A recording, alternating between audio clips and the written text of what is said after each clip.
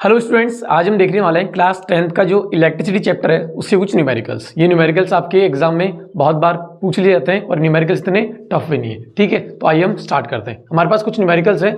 इन numericals को हम क्या करेंगे, आज इस क्लास में सॉल्व करने वाले हैं। न्यूमेरिकल्स को सॉल्व करने से पहले जो न्यूमेरिकल्स मैं आपके लिए आज लेके आया हूँ उनके हम जो हमारे फॉर्मुलाज है उन फॉर्मुलाज को एक बार क्या कर लेते हैं, हम रिवाइज कर लेते हैं। ठीक है, तो सबसे पहले हम क्या करते हैं कि जब भी हमारे पास में इलेक्ट्रिसिटी चैप्टर स्टार्ट होता है तो हमने उसके अंदर देखा है कि जो सबसे कॉमन बेसिक फॉर्मूला है, जो करंट का फॉर्मूला है, वो हमारे पास क्या होता है, I equals to Q upon T.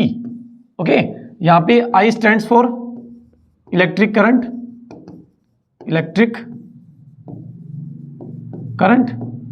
Q stands for charge, okay, and T stands for time. ये तो हमारे पास में पहला बेसिक फॉर्मूला है किसका, इलेक्ट्रिसिटी चैप्टर का, कि हमारे पास में जो करंट होता है उसकी यूनिट हमारे पास में क्या होती है, एम्पियर। चार्ज की जो ऐसा यूनिट होती है हमारे पास में क्या होती है, कूलम। वहीं पे जो टाइम की जो ऐसा यूनिट होती है हमारे पास वो क्या होती है, सेकंड। ठीक है, ये बेसिक फॉर्मूला आप सभी को याद हो गया। ठीक है, चलिए नेक्स्ट फॉर्मूला देखते हैं। नेक्स्ट फॉर्मूला हमारे पास में क्या होता है, Q equals to NE।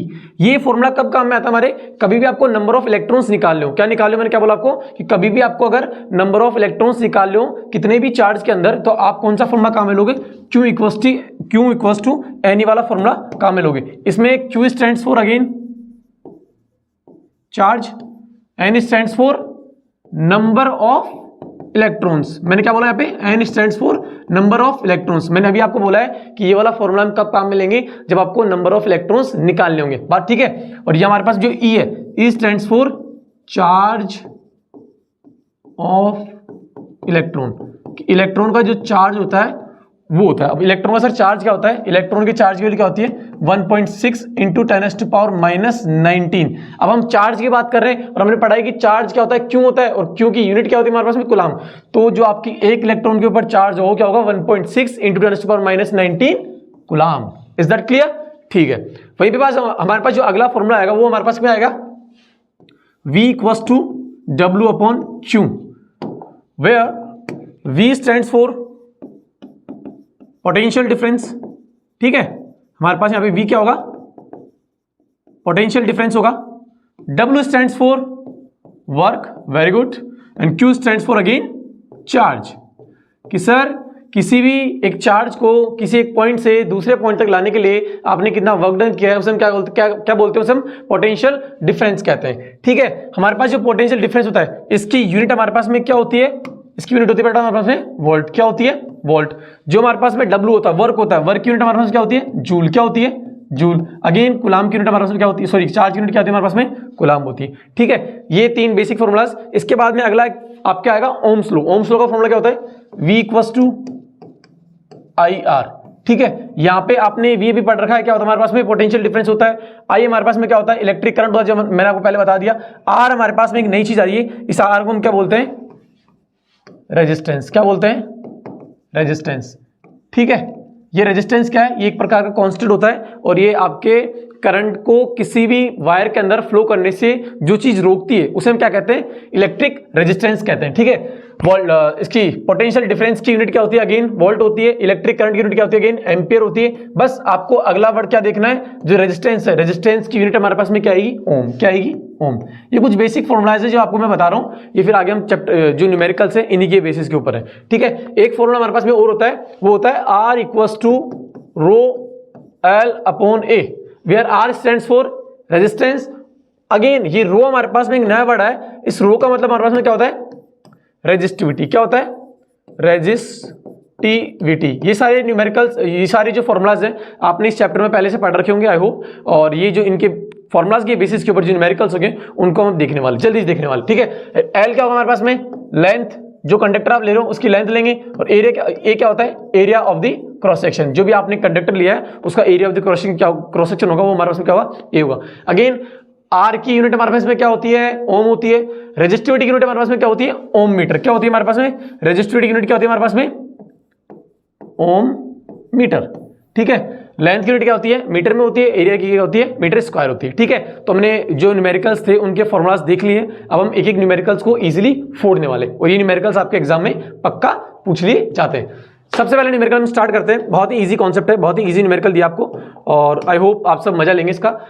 How much work is done, कि तुम्हें क्या निकालना है, पहले तो सर वर्क निकालना है, क्या निकालना है, वर्क निकालना है। Work is done in moving A 4 coulomb across. अब तुम्हें चार्ज कितना दिया हुआ है, चार्ज सर आपको गिवन है 4 कूलम। 4 कूलम चार्ज को आपको क्या करना है, किन्हीं दो पॉइंट्स के बीच में मूव करवाना है, और उन दोनों का पोटेंशियल डिफरेंस आपको कितना दिया हुआ है, 10 वोल्ट। तो आपको सर पोटेंशियल डिफरेंस कितना दिया हुआ है, 10 वोल्ट। सर ये तो हमें क्या है, ये तीनों चीजें हमें क्या है, गिवन है। सर अब हमारे पास में जो फॉर्मूला होता है, एक ऐसा फॉर्मूला जिसके अंदर ये तीनों चीज कॉमन आएगी, वो फॉर्मूला अभी हमने पढ़ा है, क्या पढ़ा है कि as we know that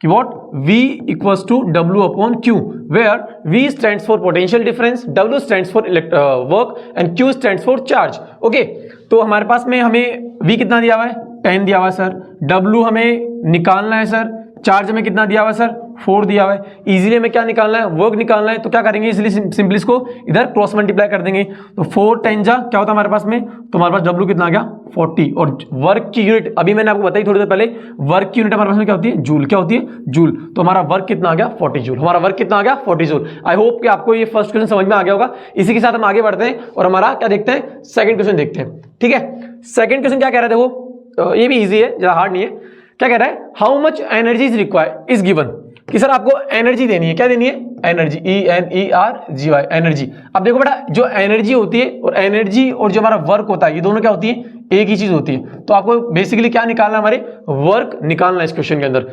how much energy is given to each coulomb of charge, each coulomb of charge, each coulomb of charge मतलब कि तुम्हें जो चार्ज दिया हुआ है, जो क्यू दिया हुआ है, वो कितना दिया हुआ है, 1 कूलम दिया हुआ है। कितना दिया हुआ है, 1 कूलम तुम्हें चार्ज दिया हुआ है। Each coulomb of charge passing through है 9 वोल्ट बैटरी, और जो तुम्हारे पास में वोल्टेज है, जो पोटेंशियल डिफरेंस, वो कितना दिया हुआ है, 9 वोल्ट। सिंपली अगेन वही सेम कॉन्सेप्ट लगाना है, वही सेम फॉर्मूला लगाना है। क्या लगाना है, V equals to W upon Q, और V आपको कितना दिया हुआ है, 9 दिया हुआ है सर। W आपको निकालना है सर, Q आपको कितना दिया हुआ है सर, 1 कूलम दिया हुआ है। सिंपली क्या करेंगे, इसको इधर क्रॉस मल्टीप्लाई करेंगे, और आपके पास में W आएगा, वो कितना आएगा, 9, और यूनिट हमारे पास में क्या होती है, वर्क की, जूल होती है। तो हमारा वर्क अगेन कितना आ गया, 9 जूल आ गया। आई होप कि आपको सेकंड क्वेश्चन भी इजीली समझ में आ गया। देखो बेटा, जो क्लास 10th बोर्ड के अंदर है ना, जो CBSE बोर्ड हो चाहे जितने भी स्टेट बोर्ड हो, उनमें इतने ही इजी न्यूमेरिकल्स आते हैं, आपको ज्यादा टफ न्यूमेरिकल्स देखने को नहीं मिलेंगे। तो आई होप कि अगर आप ये जितने भी न्यूमेरिकल्स मैं आपको करवा रहा हूं, अगर आप इनको इजीली प्रैक्टिस कर लेते हो तो आपके लिए बहुत फायदेमंद रहेंगे, और आपके एग्जाम क्वेश्चंस बिल्कुल यहीं से उठते हैं। ठीक है, नेक्स्ट क्वेश्चन में मूव करते हैं। सर इस बार हमें वर्क दिया हुआ है, देखो क्या दिया हुआ है, 100 joule of work is done in moving a charge. कि सर आपको देखो, न्यूमेरिकल को सबसे इजी मेथड है सॉल्व करने का, कि जो आपको गिवन है ना, पहले वो लिख दो। हमें गिवन क्या है सर हमें W इस बार दिया हुआ है, वर्क हमें कितना दिया हुआ है, 100 जूल। कितना दिया हुआ है सर, 100 जूल हमें वर्क दिया हुआ है। 100 joule of work is done in moving a charge of 5 coulomb. Sir हमें चार्ज भी गिवन है सर, चार्ज मतलब सर क्यों गिवन है, कितना गिवन है सर, 5 कूलम चार्ज हमें पहले से गिवन है। On moving one terminal to of a battery to another, what is the potential difference. Sir इस बार हमें क्या निकालना है सर, V निकालना है सर। क्या निकालना है, सिंपली V निकालना है। तो सर हमें अभी जो पोटेंशियल डिफरेंस था उसका फॉर्मूला हमने क्या पढ़ा था सर, वो क्या होता है, V equals to W upon Q। हमारे पास में फॉर्मूला होता है, और इस बार आपको क्या निकालना है, V ही निकालना है। तो sir V equals to work आपको कितना दिया हुआ है, 100 दिया हुआ है, चार्ज आपको कितना दिया हुआ है, 5 दिया हुआ है। अगर मैं इसको काटूंगा तो कितना आएगा सर, हमारे पास में पोटेंशियल डिफरेंस 20 आएगा। कितना आएगा, 20। और पोटेंशियल डिफरेंस निकाला हमने, क्या निकाला सर, पोटेंशियल डिफरेंस निकाला। तो पोटेंशियल डिफरेंस की यूनिट हमारे पास में क्या होती है, वोल्ट होती है सर। क्या होती है, वोल्ट। तो हमारे पास में आंसर कितना आ गया कि सर इस क्वेश्चन के अंदर अगर आप किसी चार्ज को 5 कूलम ऑफ चार्ज को 100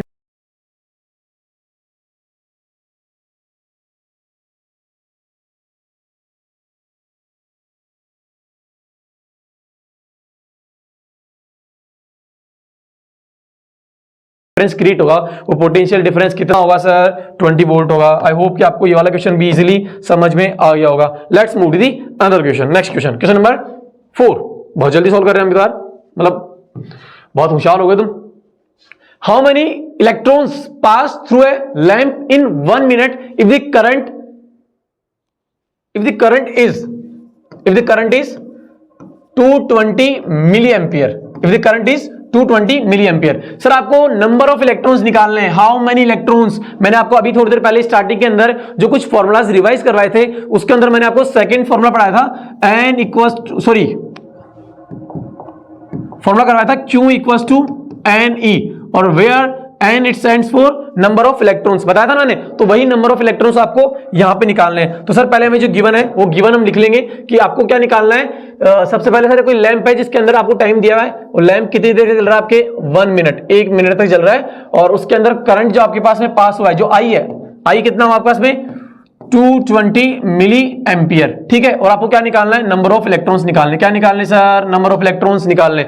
देखो घबराने की नीड नहीं है, बहुत इजी क्वेश्चन है, सिंपली फोड़ देंगे, ठीक है। बच्चे इस क्वेश्चन को देख के छोड़ देते हैं, लेकिन हम छोड़ेंगे नहीं, हम क्या करेंगे, इसको फोड़ेंगे। कैसे फोड़ेंगे कि सर पहली बात तो हमारे पास में जो टाइम गिवन है, टाइम किस में गिवन है, टाइम सर मिनट में गिवन है, तो मिनट में तो हम सॉल्व कर ही नहीं सकते। क्यों सर, क्योंकि हमारे पास में जो टाइम की जो ऐसा यूनिट होती है क्या होती है, सेकंड होती है। तो हमें पहले क्या करना पड़ेगा, 1 मिनट को सेकंड में कन्वर्ट करना पड़ेगा। 1 मिनट है तो 1 को अगर मैं क्या करूं 60 से मल्टीप्लाई कर दूं तो हमारे पास आंसर कितना आएगा, 60 सेकंड। इट मींस हमारे पास में टाइम कितना आ गया, 60 सेकंड आ गया सर। सर जो करंट है, करंट हमें किस में गिवन है, 220 मिली एम्पियर, लेकिन हमें पता है कि यूनिट क्या होती है एक्चुअल के अंदर, एम्पियर होती है। तो इस मिली एम्पियर को हम क्या करेंगे, पहले एम्पियर में कन्वर्ट करेंगे। सिंपली क्या करना था, जब भी आपके मिली कहीं पे वर्ड गिवन हो तो आप सिंपली उस डिजिट को 10⁻³ से क्या कर दो, मल्टीप्लाई कर दो। तो यहां पे मैं अगर करंट निकालूंगा तो करंट मेरे पास कितना आएगा, 220 मल्टीप्लाई बाय 10⁻³ एम्पियर। सर ये हमारे पास में क्या आ गया, इलेक्ट्रिक करंट आ गया। सर क्या आ गया, इलेक्ट्रिक करंट आ गया। और नंबर ऑफ इलेक्ट्रॉन्स आपको निकालना है। तो सिंपली पहले क्या करेंगे, सर आपको टाइम दे रखा है, सर आपको क्या दे रखा है, आई दे रखा है, इलेक्ट्रिक करंट दे रखा है, तो क्या लगाओ सिंपली फॉर्मूला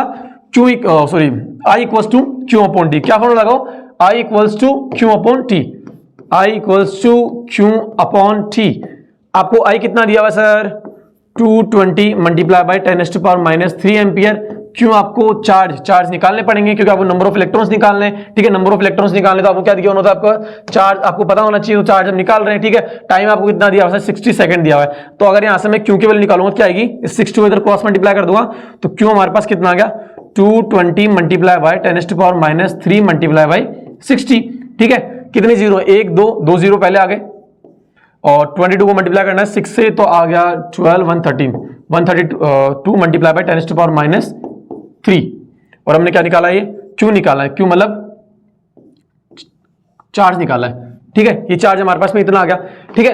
अब हमें पूछा है कि इतने चार्ज के अंदर कितने इलेक्ट्रॉन्स होंगे, तो हमें पता है कि आपने एक स्टैंडर्ड फॉर्मूला पढ़ा होगा कि 1 कूलम्ब चार्ज के अंदर हमारे पास में कितने नंबर ऑफ इलेक्ट्रॉन्स होते हैं, वो होते हैं 6.25 132 को पहले किससे मल्टीप्लाई करेंगे, हमारे 6.25 क्या होते हैं हमारे पास मल्टीप्लाई करेंगे, 1 कूलम्ब चार्ज के अंदर कैसे करेंगे, कितने इलेक्ट्रॉन्स होते हैं, कितने इलेक्ट्रॉन्स हो जाए 6.25 × 10⁻18 5 3 15 50 प्लस, ठीक है, 418 नंबर ऑफ इलेक्ट्रॉन्स होते हैं आपके। Again carry to 5 2 7 7 and 12 is 19 plus 6 is 25 again carry is 2 carry 2 आ गई, 2 to the 4 and 18 is goes to 22 again carry 2 6 1 जा 6 to 8 आंसर क्या आया हमारे पास में 825। कितना आंसर आया 825। तो आंसर कितना आया हमारे पास में 825 मल्टीप्लाई बाई यहाँ पे 10⁻+18 है, यहाँ पे क्या है 10⁻−1 है, तो ये आंसर क्या आएगा 825 इंटू 10⁻17। ये क्या होंगे हमारे पास में इतने नंबर ऑफ इलेक्ट्रॉन्स होंगे इसके अंदर आपके। इस अगर आपके पास में 1 मिनट तक इतना करंट फ्लो कर रहा है तो आपके पास में नंबर ऑफ इलेक्ट्रॉन्स उस वायर के अंदर से कितने फ्लो होंगे 825 multiply by 10⁻17 number of electrons आपके क्या होंगे फ्लो होंगे। हमारे पास जो नेक्स्ट क्वेश्चन है, नेक्स्ट क्वेश्चन क्या कहता है देखो, आइए देखते हैं। Calculate the current supplied by a cell if the amount of charge passing through the cell in 4 seconds is 12 coulomb. Simply sir तुम्हें क्या निकालना है, सर आई निकालना है, सर करंट निकालना है, करंट तो निकालना है, कैलकुलेट दी करंट निकालना है तुम्हें टाइम कितना दिया हुआ है, सर टाइम हमें गिवन है 4 सेकंड। इजी है, तो बहुत इजी क्वेश्चन है। और आपको चार्ज कितना दिया हुआ है सर 12 कूलम्ब। सिंपल सा फॉर्मूला है, as we know that I equals to Q upon में टी। आई कितना है हमें निकालना है, सर क्यू कितना गिवन है, सर 12 गिवन है, टी हमें निकालना, टी गिवन है कितना 4, तो यहाँ 4 पुट करेंगे, इसको कैंसिल करेंगे तो आई हमारे पास में कितना आ गया 3 एम्पियर। कितना आ गया हमारे पास में 3 एम्पियर आ गया। सिंपल, ये तो बहुत इजी क्वेश्चन था। नेक्स्ट देखते हैं, ये तो बच्चे इजीली कर ही लेंगे। अब देखो थोड़ा ठीक ठाक क्वेश्चन दिया हुआ आपको।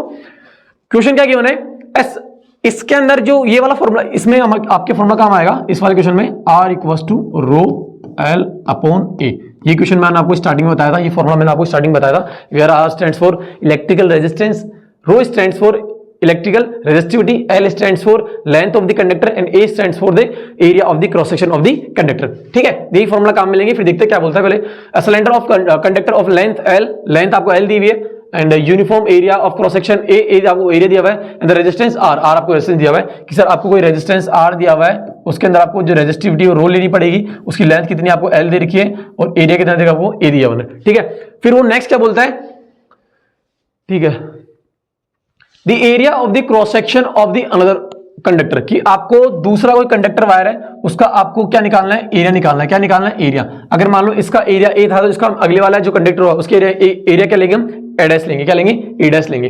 ठीक है, of the same material, material same है, सेम रेजिस्टेंस, रेजिस्टेंस भी सेम है, बट लेंथ इस बार कितनी दी है हमें, लेंथ जैसे पिछली बार एल थी, इस बार लेंथ कितनी दी है, 12 दी है। पिछली बार रेजिस्टेंस कितना था, आर था, तो इस बार भी कितना था, आर ही गिवन है। तो सिंपली वही फॉर्मूला लगाएंगे और सिंपली सोल्व करने का ट्राई करेंगे। क्या करना पड़ेगा पहले हमें कि देखो जो मटेरियल हमारे पास में पहले वाले केस में, सेम मटेरियल हमारे पास में क्या है सेकंड वाले केस में, तो जो मटेरियल की जो प्रॉपर्टी होती है ना वो हमारी क्या होती है, रेजिस्टिविटी। वो हमारे पास में क्या होती है, रेजिस्टिविटी। तो हमारे पास में जो फर्स्ट वाला जो हमारे पास में कंडक्टर है उसकी जो रेजिस्टिविटी होगी वही सेम रेजिस्टिविटी हमारी किसकी होगी, सेकंड वाले कंडक्टर की होगी। तो ठीक है, तो हम पहले क्या करेंगे, इस वाले कंडक्टर की रेजिस्टिविटी निकाल लेंगे। तो यहां से अगर मैं रेजिस्टिविटी की वैल्यू निकालूंगा तो क्या आएगी, आर, ए क्या था डिवाइड में, ऊपर क्या हो गया, मल्टीप्लाई में आ गया। ठीक है, एल क्या था मल्टीप्लाई में, नीचे इधर क्या आ गया, सॉरी इधर क्या हो गया आपके, एल डिवाइड में आ गया। ठीक है, ये एल हमारे क्या आ गया, ये एल हमारा क्या आ गया, डिवाइड में आ गया। तो हमारे पास रो की वैल्यू क्या आ गई, आर ए अपॉन एल। क्या आ गई, आर ए अपॉन एल। यहां पे अगर मैं फॉर्मूला लगाऊं तो हमारे पास में रेजिस्टेंस क्या है, आर ही है, जो आपको बोल रखा है, R equals to rho, resistivity लेनी है एल, एल इस बार पहले क्या था, एल था, इस बार क्या है 12 है, क्या है 12। और एरिया आपको इस बार निकालना पड़ेगा सर, एरिया हमारे पास इस बार क्या आएगा वो हमें निकालना पड़ेगा, एडीएस हमें निकालना पड़ेगा। ठीक है, तो हम क्या करेंगे, सिंपली इस एडीएस को इधर ले आएंगे और आर को नीचे को ले जाएंगे। तो एडीएस हमने इधर लिया और रो था 12 अपॉन क्या आ गया, आर हमारे पास आ गया। ठीक है, रो की वैल्यू हमने अभी निकाली, रो की वैल्यू क्या होगी, आर ए अपॉन एल। क्या होगी, आर ए अपॉन एल।